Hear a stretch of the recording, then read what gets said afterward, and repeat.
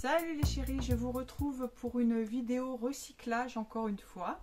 Je ne sais pas si ça vous plaît, mais bon, moi ça me plaît de faire ça, donc puis ça peut intéresser. Aujourd'hui on va faire un tapis en chute de tissu.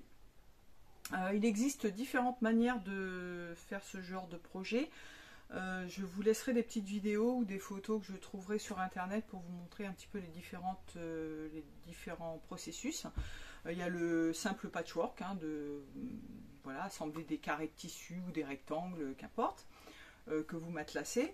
Après, il existe ce qu'on appelle le tapis mendiant à La Réunion, par exemple. En fait, on assemble des petits losanges, c'est des petits losanges, je crois. C'est pareil, c'est des tout petits morceaux qu'on découpe et qu'on assemble, qu'on resserre. Enfin bon, il y a toute une technique un petit peu particulière. Il existe une manière un petit peu similaire à la mienne, mais qui n'est pas tout à fait pareille.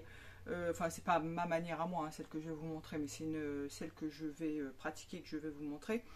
Donc vous avez des brins de tissu et qu'on entortille avec du fil et qu'on assemble ensuite. On peut faire également des paniers avec, je crois que ça vient d'Inde, cette technique-là, si je ne me trompe pas. Je ne voudrais pas dire de bêtises. Et il y a la manière dont ce que je vais vous montrer là, c'est de faire des tresses et d'assembler les tresses tout simplement à la machine ou à la main si vraiment c'est trop épais. Donc ne forcez surtout pas avec votre machine, c'est une technique quand même assez particulière. Il faut bien connaître sa machine, il faut bien connaître les matières. Donc j'espère que ça vous intéressera et puis dites-moi éventuellement la technique que vous préférez, ce qui vous paraît le moins compliqué. Je pense que le moins compliqué c'est le patchwork, hein, je pense. Après la technique de la tresse, c'est pas compliqué, c'est long, c'est très très long. Faut s'armer de patience, faut s'armer d'aiguilles, d'une bonne machine et surtout et de beaucoup de patience. Donc ce tuto concerne un recyclage de tissu, bien entendu, pour faire un tapis. Enfin un tapis. On peut faire un tapis, on peut faire un set de table, on peut faire des dessous de plats, on peut faire des moult choses avec, des tapis de bain plus ou moins grands, on peut faire des petits carrés, on peut faire des ronds. Voilà, je vais essayer de vous expliquer un petit peu comment je m'y prends pour faire un tapis en recyclage de tissu. Vous donner des conseils. Moi j'ai eu des petits problèmes pour le coudre, je vous explique également pourquoi après. Et je vais vous donner des conseils également pour la manière de faire avec la matière, pour choisir la matière et pour que ça soit assez régulier, tout ça. Donc, nous allons partir sur un tapis, pas très grand. Je vous expliquerai pourquoi, parce que je voulais faire un grand et je n'ai pas pu faire un grand. Mais qu'importe, hein, il est quand même assez sympa et je l'ai mis, j'ai remplacé un autre tapis, je prendrai des photos, je vous montrerai tout ça. Donc pour faire un tapis en recyclage de tissu, il va vous falloir des chutes de tissu. Essayez de prendre des tissus qui sont assez similaires entre eux, c'est-à-dire qu'on ne va pas prendre par exemple un voile très fin avec un gros tissu de laine. Ça va être compliqué. Souvent on coud de la viscose, des cotons, des choses comme ça, des tissus qui sont sensiblement les mêmes en qualité d'épaisseur et tout simplement en qualité de tissu, de matière. Moi ce que j'ai fait, c'est que j'ai pris également du jersey de coton ou du jersey de viscose. Mais sur une tresse, sur la tresse, je n'ai mis qu'un brin de jersey. J'ai mis un brin de jersey pour 2 brins de coton. Voilà. Donc j'ai des petites pelotes ici, je vais vous montrer. Donc ça c'est de la viscose, vous allez peut-être connaître le tissu de ma robe de la maison Victor, ma robe portefeuille. Voilà. J'ai donc du jersey également. Tout ça c'est du jersey que j'ai assemblé. Je joindrai des petites vidéos pour vous montrer comment je fais. Et puis les erreurs à ne pas faire, des erreurs que j'ai faites et que je ne vais pas reproduire. Et après vous avez, voilà, il y a un petit peu de lin, il y a un petit peu de tout. Voilà. Donc c'est un projet qui est très long. Il faut s'armer de patience. de patience et de patience. De beaucoup de patience. Pourquoi? Parce qu'il va falloir déjà découper le tissu. Donc vous allez faire des brins, je vous conseille pas trop gros, parce qu'après il faut que ça passe sous la machine. Il y a des machines qui supportent les épaisseurs, hein, où on va pouvoir coudre les épaisseurs. Et les petites machines, en revanche, ça va être compliqué. Donc ne faites pas des brins trop gros, trop épais. Moi je vous conseille des morceaux, vous voyez ce que j'ai fait là, ce sont des bandes de 3-4 cm. Je vais prendre ma règle.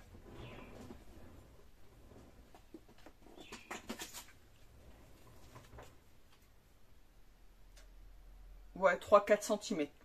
Voilà. Si vous avez des tissus un petit peu plus épais, vous réduisez la largeur. Si vous avez des tissus un petit peu plus fins, vous élargissez un petit peu pour que les brins soient sensiblement les mêmes questions épaisseur. Voilà, faut pas que ça soit qu'il y ait un tout petit brin et puis un gros grain, enfin un gros brin à côté. Voilà, c'est plus logique. C'est comme quand vous faites une tresse dans les cheveux, vous n'allez pas prendre un petit morceau, une petite mèche et puis une grosse mèche. Ça n'a aucun sens, il faut que ça soit assez régulier. Donc, vous allez prendre vos chutes de tissu. Il est évident que plus les chutes de tissu vont être longues, moins ce sera long et fastidieux. Si vous avez plein de petits morceaux comme ça, il va falloir les rattacher ensemble, les assembler et ensuite après faire la tresse. Voilà. Mais ça reste du recyclage. Si vous voulez vraiment utiliser toutes vos chutes de tissu, ben vous aurez soit des petites chutes, soit des grandes chutes. Souvent, quand on découpe des vêtements, des fois on a des bandes qui restent sur le côté. Donc vous pouvez utiliser évidemment ces grandes bandes-là voilà, pour faire des grandes bandes comme ça. Lorsque vous allez commencer à construire votre tapis, vous allez commencer par le centre. Ça va vous faire un escargot. En fait, vous allez l'agrandir à mesure que vous allez coudre. Si vous prenez un grand... c'est ce que j'ai fait en fait au début, mais je me suis pas... C'est aléatoire, le résultat va être complètement aléatoire. Si vous prenez une grande bande et que vous commencez avec cette grande bande donc par le centre, vous allez avoir un rond au départ qui va être de la même couleur tout le temps. Et à mesure que vous allez agrandir, ces grandes bandes-là, quand vous allez les mettre à l'extérieur, vous n'aurez que un ou deux rangs, 3 rangs grand max de la même couleur. Vous voyez ce que je veux dire? Au centre, comme c'est tout petit, vous allez avoir beaucoup le temps de tourner, et vous allez avoir toute la même couleur au centre, et à l'inverse, c'est-à-dire que vous allez après avoir si vous mettez les petites bandes à l'extérieur, vous allez avoir plein de petits traits, ça va être quasiment en pointillé sur l'extérieur. Mais je vous montrerai le résultat après. Pour les assembler, alors au début ce que j'ai fait moi, c'est que je prenais mes morceaux de tissu et je les tressais entre eux. Je vous le déconseille. Vaut mieux les préparer en faisant comme ça. Alors ça va être très long, vous n'êtes pas obligé de les piquer. Moi je les ai piqués vers la fin, c'est les derniers que j'ai fait pour bien les maintenir, mais vous pouvez simplement les plier comme ça et après les tresser entre eux, mais mettre tout ce qui va s'effilocher à l'intérieur. Voilà, comme quand vous préparez un biais, vous allez avoir vous allez les plier 4 fois sur eux-mêmes, comme ça et comme ça. Voilà, donc vous allez laisser ce qui s'effiloche à l'extérieur, à l'intérieur. Voilà. Si vous prenez juste votre tissu comme ça et que vous le tressez, vous allez avoir toutes vos effilochures, vous allez les voir sur le tapis. Voilà, ça va finir au bout d'un moment par s'arrêter parce qu'il va être assemblé, vous allez le laver, donc les effilochures vont finir par partir, vous allez en recouper quelques-unes, mais c'est pas joli. Voilà, donc ce qui est le mieux, c'est de préparer, de mettre comme ça, et après quand vous le tressez, vous le laissez à l'intérieur et comme ça, ça fait propre. Ensuite, C'est pareil, lorsque j'assemblais au début, j'assemblais mes morceaux de tissu, je me prenais pas la tête. Je prenais mon morceau de tissu, le deuxième, et je piquais comme ça. Non, je vous le déconseille aussi. C'est-à-dire que lorsque vous allez tresser, après, vous allez avoir ces morceaux-là qui vont apparaître sur le tapis. Ce qui n'est pas joli, c'est pas grave, c'est un tapis, c'est du recyclage, encore une fois. Mais si vous voulez vraiment faire un truc joli, vous les assemblez endroit contre endroit, normalement, et l'assemblage va se retrouver à l'intérieur et on ne le verra pas quand on va faire le tapis. Voilà, donc ça c'est des petits conseils, des petits trucs, des petites erreurs que j'ai faites au début et que je ne vais plus faire maintenant. Mais le premier tapis que j'ai fait, effectivement, on voit qu'il y a des... ça ressort en fait. Après, encore une fois, c'est pas dramatique. Donc il faut savoir faire une tresse, bien évidemment. Tout le monde ne sait pas forcément faire une tresse. C'est simple, mais tout le monde ne sait pas forcément le faire. Pour le matériel, il va vous falloir une pince. Éventuellement un anneau, peut-être un anneau, enfin quelque chose pour maintenir, vous accrocher quelque part pour commencer votre tresse. Et ensuite, vous accrochez à une poignée de porte ou sur une rampe d'escalier, enfin n'importe où, hein, un truc qui se tient, un pied de meuble, voilà. Et puis, vous allez commencer votre tresse. Comment on fait une tresse? Je vais essayer déjà de prendre 3 brins, n'est-ce pas? C'est pareil pour les couleurs. Si vous faites un brin, prenez 3 brins de couleurs différentes. Ça va bien se diffuser dans le tapis. Après, vous faites ce que vous voulez, hein, mais voilà, c'est essayer par exemple, de prendre un uni, de prendre un motif et puis des couleurs un petit peu différentes. Et je vous dis, le résultat sera complètement aléatoire. Ça dépend comment vous allez commencer votre tresse, comment vous allez commencer votre tapis. On ne peut pas savoir à l'avance, à moins de vraiment calculer, se dire, bon, là, à ce niveau-là, à peu près, je vais commencer le bleu. Là, allez, il va y avoir du blanc avec les motifs verts. Enfin, je sais pas, je dis n'importe quoi, mais voilà. Mais sinon, c'est complètement aléatoire. Ce que je vous conseille également, c'est de le piquer avec un fil contrastant. Comme ça, on voit les points, mais il faut que votre point soit quand même très régulier, très joli. Sinon, essayez de le fondre, de prendre un noir ou un blanc, enfin un fil qui va se fondre quand même dans le... Mais si vous mettez du blanc, si vous cousez tout en noir et qu'à un moment vous allez avoir du blanc, le noir va se retrouver sur le blanc. Donc voilà, c'est encore une fois un choix, un parti pris à prendre. Donc je vais essayer de vous montrer ça pour faire la tresse. Je ne sais pas si on va voir. J'ai accroché ma tresse sur une paire de ciseaux, hein, comme ça c'est un petit peu lourd. C'est un petit peu de bazar, hein, je vous le concède. On est en contre-jour. Donc pour faire une tresse, commencez par la droite, si vous êtes droitier. Vous allez passer par-dessus celui du milieu. Et ensuite vous prenez celui de gauche. Et vous passez au milieu. Et ainsi de suite, comme ça. Donc vous voyez que les coutures... les bords francs, je les mets à l'intérieur et comme ça va être caché. Vous n'aurez pas d'effilochage ici. Après, vous le tordez pas dans n'importe quel sens, vous le mettez comme ça à mesure que vous avancez dans votre tresse, vous tournez votre brin en même temps. Comme ça reste bien plat. Et ce que je vous conseille aussi, c'est de faire des bobines avec vos brins. Comme ça, parce que à mesure que vous avancez, vous voyez, vous emmêlez. Donc après, vous avez juste à bouger vos petites bobines, un peu comme la dentelle au fuseau, hein, c'est pareil. Vous bougez vos bobines et comme ça, vous n'êtes pas gêné. Voilà. Et après, ce que vous allez faire, c'est faire un point de couture ici, là, pour fixer, pour maintenir. Vous faites 3 petits points, comme ça votre tresse ne se défait pas. Alors là on est dans mon atelier, mais ce que je vous conseille c'est de déplacer votre petite machine. Si vous avez un atelier, que vous n'avez pas beaucoup de place, je vous conseille quand même de déplacer votre machine et de la mettre sur une table le plus grand possible. Si vous faites un petit tapis ça va, mais si vous faites un grand tapis, je vous le conseille parce que vous allez avoir le poids le poids du tapis en fait qui va tomber. Vous ne pourrez pas le manipuler comme vous voulez. Si vous êtes gêné, que vous avez autre chose, que vous n'avez pas de place dans votre atelier, c'est ce que je vous conseille. Ensuite, donc là moi je l'ai bien commencé. Donc ça c'est le deuxième hein, déjà. Donc le premier je voulais le faire très grand, mais j'ai eu un souci au moment du réglage du point. J'ai voulu le coudre, c'est ce que j'ai fait d'ailleurs, mais je l'ai cousu avec ce fil là. Donc c'est un fil qui est de très bonne qualité, il n'y a pas de souci, mais qui est peut-être un petit peu épais. Voilà, je ne sais pas ce qu'il y a eu, j'ai eu beaucoup de mal à le coudre, j'ai réussi, mais au bout d'un moment la machine ne voulait plus, elle ne voulait plus rien entendre.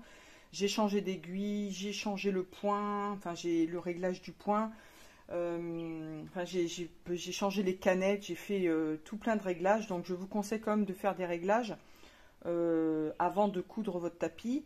Et il faut se dire que comme c'est du recyclage, que vous allez avoir des tissus différents, votre point ne sera pas forcément régulier non plus, votre machine ne va pas réagir forcément de la même manière non plus. Voilà, donc faut essayer de trouver les réglages appropriés pour pouvoir faire le tapis. Donc moi j'ai choisi pour le deuxième un autre fil. Sur le premier je vous montrerai le résultat. Avec ce fil là ça donne une petite touche vraiment peps au tapis, vraiment il est trop beau. Le second je l'aime un petit peu moins, il va être joli mais je l'aime un petit peu moins, et c'est ce que je vous disais, regardez le centre.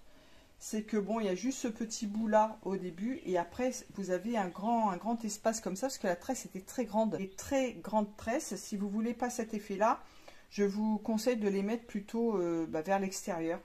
Mettre les petits bouts plutôt vers l'intérieur, commencer avec les petits bouts vers l'intérieur.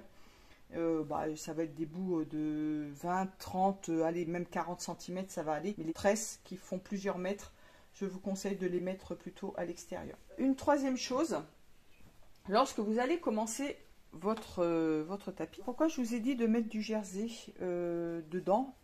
Tout simplement pour utiliser le jersey. Et pourquoi je vous ai dit de mettre qu'un seul brin, c'est-à-dire que le jersey c'est élastique, on est bien d'accord. Du coup vous aurez beaucoup plus de mal à coudre votre tresse à mon avis. Et vous en aurez pour 1000 ans, parce que ça va s'étendre, ça va s'étendre, ça va s'étendre. Donc le fait de mettre 2 brins de tissu toile et un brin de jersey, après ça confère un petit peu d'élasticité également, enfin de souplesse, d'élasticité à votre tapis. Mais moi je vous conseille quand même 2 brins de toile et un brin de jersey. Donc là j'ai simulé un début de tresse. Vous voyez ce que je vous disais tout à l'heure, si l'on ne met pas les bords francs à l'intérieur, voilà, ça va faire ce genre de choses là. C'est pas grave, mais bon, c'est pas joli. Et moi dans mon premier, ça me le fait quand même assez régulièrement. Bon, c'est pas, tant pis, hein, c'était un essai, mais je ne referai plus l'erreur. Donc ce que vous pouvez faire également pour préparer vos brins, vous prenez les outils à biais là si vous en avez, et vous les repassez et vous les mettez comme si vous faisiez un biais, hein. Vous repliez un premier bord, un deuxième bord, après vous repliez au milieu, et voilà. Et comme ça, dès que vous tressez, votre tissu est déjà préplié. C'est un petit peu long, hein. Donc, pour le début, vous allez vous dire, bon, je prends... alors déjà, vous allez prendre un point zigzag assez large, mais pas trop. Moi, ce que j'ai fait au départ, c'est que je l'ai mis au maximum. Mais comme il y a des épaisseurs sur le tissu, l'aiguille a tendance à forcer, et après ça dépend peut-être des machines, hein, mais la mienne elle a eu du mal à supporter l'épaisseur. Il n'y a pas de souci, elle l'entraîne bien, mais au niveau du point ça a été un petit peu compliqué. Elle me saute plein de points, j'ai cassé plein d'aiguilles, donc armez-vous d'aiguilles également. Au début j'ai pris des aiguilles normales, ça marchait pas. Des aiguilles de marque, ça n'a pas fonctionné non plus. J'ai pris des aiguilles jean impeccables, et puis à un moment elle n'a plus rien voulu savoir. J'ai changé le fil, et puis avec le nouveau fil ça va mieux. J'ai repris une aiguille normale, bon, et puis advienne que pourra. Pour le départ, donc vous allez vous dire, bon je prépare mon truc, et puis je couds. Donc, moi, je me mets comme ça, je couds et je pique. Vous allez vous dire, bon, je pique, voilà, Bon, déjà le début c'est très dur parce que vous avez pas de prise. Moi je vais régler mon point.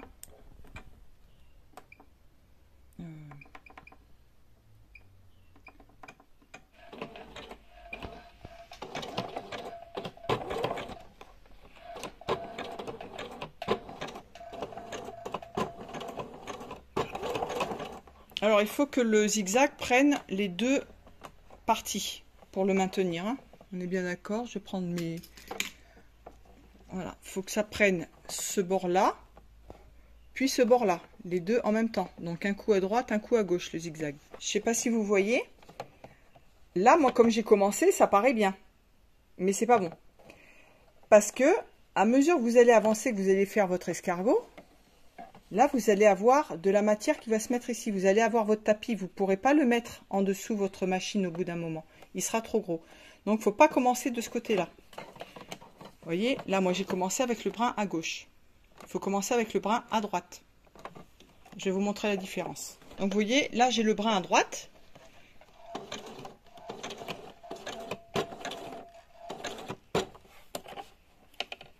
Et je tourne à mesure.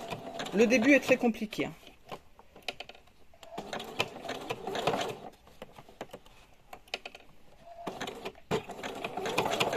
Et lorsque vous allez tourner, votre matière va se mettre à gauche. Et vous ne serez jamais gêné à droite. Vous n'aurez pas de matière ici. Donc ça, il faut faire attention à ça. Au début, je me suis posé la question. Et du coup, c'est comme ça qu'il faut faire, hein. Il n'y a pas d'autre solution. Je vous conseille également de piquer très doucement. N'y allez pas comme un bourrin. Ça ne sert à rien. Régulièrement, mais doucement. Et vos bobines, mettez-les dans une caisse. Moi, c'est ce que j'ai fait. Vous voyez, vous mettez vos bobines dans une caisse et comme ça, vous prenez vos brins à mesure que ça vient, que vous piquez. Donc, vous voyez, moi, mes tresses, elles sont vraiment... il y a vraiment toutes les couleurs. Et il y a toujours un brin de jersey et un brin de tissu toile avec.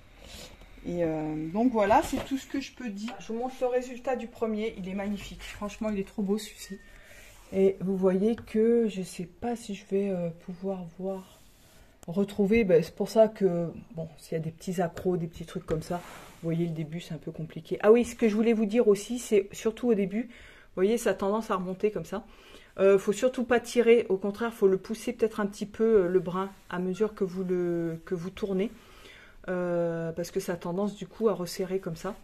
Mais bon, il va se faire, hein, petit à petit, je pense qu'à force d'appuyer dessus, de le laver, tout ça, il va se faire. Et vous voyez que les points sont vraiment pas réguliers, ça tire un petit peu. J'ai eu des points qui ont sauté, vous voyez. Et j'ai galéré pour le faire, celui-ci. J'ai cassé plein d'aiguilles, elles se sont tordues, enfin c'était un petit peu compliqué. Vous voyez ce que je vous disais aussi tout à l'heure. Les jonctions, vous voyez, comme ça. Voilà. C'est pour ça que je vous dis d'assembler endroit contre endroit et de renfermer le petit assemblage à l'intérieur. Comme ça, vous n'aurez pas ce genre de choses-là. Après, c'est très joli, ça se voit pas, hein. Mais vous voyez que le centre, quand vous avez une grande tresse, bah, ça prend beaucoup de place au début. Et après, bah, vous avez que 2-3 rangs des autres tresses en fait. Franchement, c'est très joli. Puis c'est un bon moyen vraiment d'utiliser les chutes de tissu. Et la fin, je voulais vous montrer. La fin, ben du coup, vous mettez la tresse, vous la cousez, hein, comme je vous ai dit, vous la stoppez. Et puis vous mettez le petit bout, ben là il est sur l'envers du coup. Voilà, ça c'est l'endroit. Et vous mettez le petit bout en dessous. Donc ça fait toujours un petit décalage, un petit décoché. Comme ça, il faut essayer de le minimiser. Mais bon, ça va. Franchement, ça passe. C'est très bien. Pour un premier, je suis très contente. Et là, j'avais un tapis avant. Vous savez, un tapis, je vais vous montrer. Et ce petit tapis-là, un petit tapis tout simple, mais qui n'arrête pas de se recourber comme ça. Ça me gênait. J'en avais marre de ce tapis. Il est très joli, mais c'était vraiment...